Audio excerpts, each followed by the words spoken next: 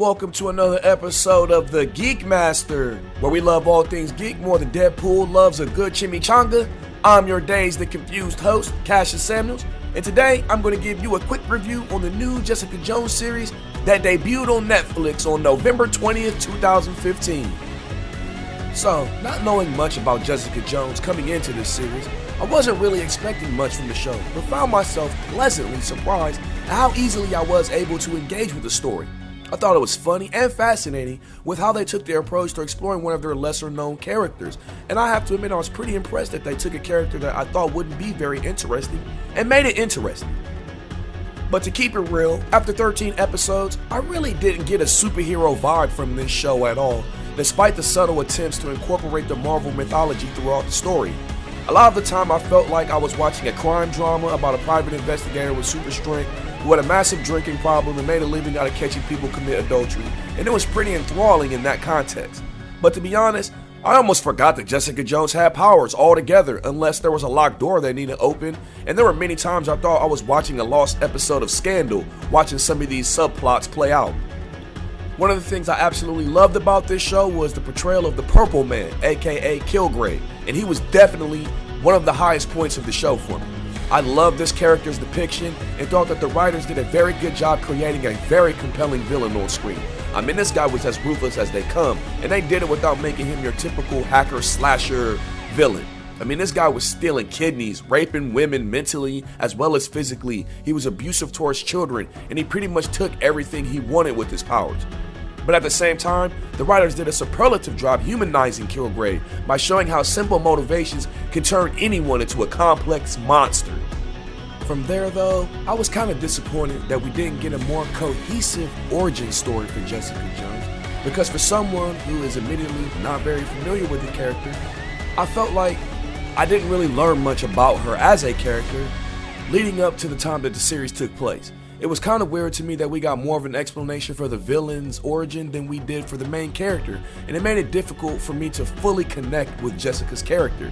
I hope they don't make the same mistake with Luke Cage or Iron Fist, because those are also characters I'm not too familiar with outside of a few crossover events, so it would be disappointing to see them kind of gloss over that aspect of the characters as well.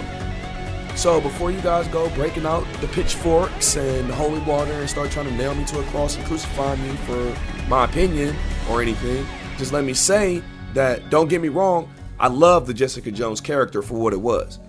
My initial interpretation of her that carried with me throughout the entire series was that she was a very sociopathic person who had very questionable morality issues, that had a sense of eerie realism that really made me invested in understanding her from a psychological point of view. And that's what I mean by saying that the writers did a fantastic job of getting me to be interested in a character that I had no initial interest in. You know, I think a great deal of what made her character interesting was that there were multiple occasions in the series where I had to ask myself, how does this chick think that she could ever call herself a hero? And that was a very interesting thing to see play out, especially since watching the different sides of her personality manifest themselves on screen in all these diverse ways.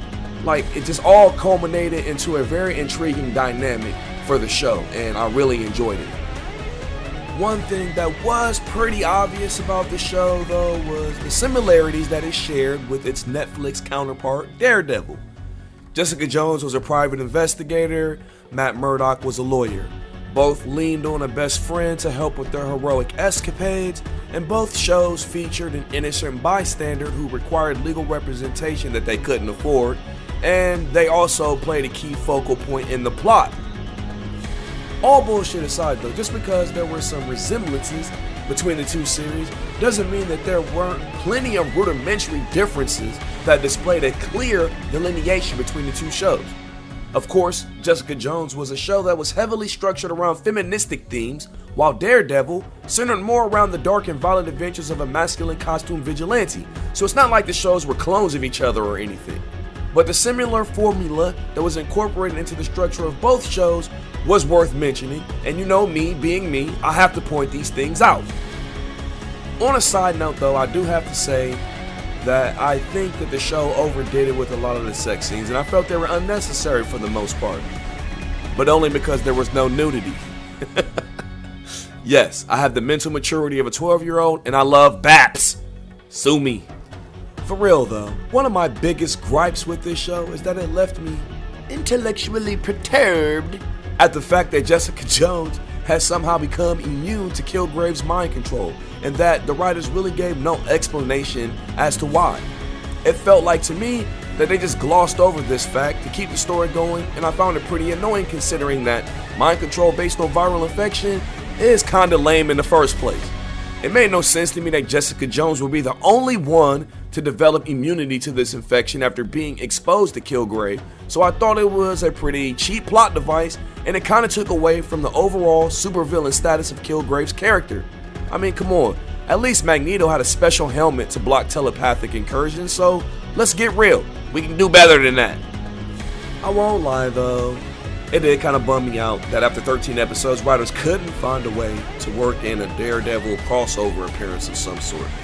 I mean, I figured with both shows being on Netflix and all that, it would be as easy as letting a fart rip in the wind to get a crossover done from a logistical point of view, so why not? I mean, considering they were able to work in several references from the greater MCU, I expected him to at least get a fucking name drop.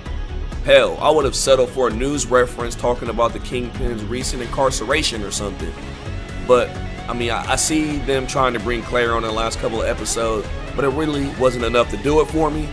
Nonetheless, Daredevil's absence on the show didn't make or break my enjoyment of the series though.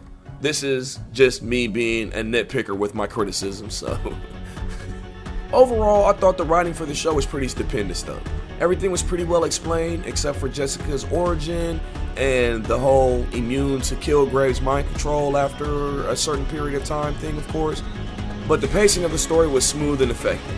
I never read any of the Jessica Jones comics, so I don't know how true they were to the source material or anything, but the elements of suspense that they tried to incorporate into this show blended nicely with the elements of mystery. There were even good amounts of comedy at the same time, which, you know, I appreciate being the clown motherfucker that I am. Outside of a few moments of ambiguity, I felt that the story itself was very well structured and executed with precision. I thought the cast was great from top to bottom, with superb characterization that made the story very accessible with a lot of relatable content. On another side note, I do want to say that it kind of perplexes me that Marvel would take the chance putting Jessica Jones on Netflix when they have so many other properties available that I feel like would be better investments for them. I mean, they could have made a series about Ghost Rider, Punisher, or even given Blade another go around, and I think they would have far exceeded whatever expectations they had for Jessica Jones. So it just, I don't know, it just kind of makes me scratch my head wondering why they didn't take that route. But big ups, they did it and they made it work, so good for them. In the end though, I personally felt like the series left a lot to be desired from an aesthetic point of view.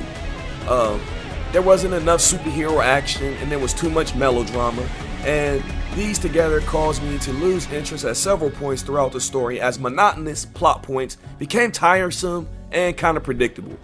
In addition to closing off the season with an anticlimactic ending that came 1 or 2 episodes too late, I came away from the series satisfied with the finished product for what it was, but I wasn't impressed in any way. I am going to give it a 7 out of 10. But what did you guys like about this series? Did you like the direction the show took, or did you find yourself watching and wondering how long it would be until Daredevil Season 2 comes out? Which show between Supergirl and Jessica Jones do you think does a better job incorporating feministic themes into their show? Leave your comments below and let me know what you have to say on the subject. Don't forget to drop a like on the video because it would make me feel special. Don't forget to subscribe to the channel so you don't miss any of the videos I put out on YouTube, and follow me on Facebook at The Geek Master. That's all I got for you today. I'll see you sexy nerd bitches later. I'm out. Holla!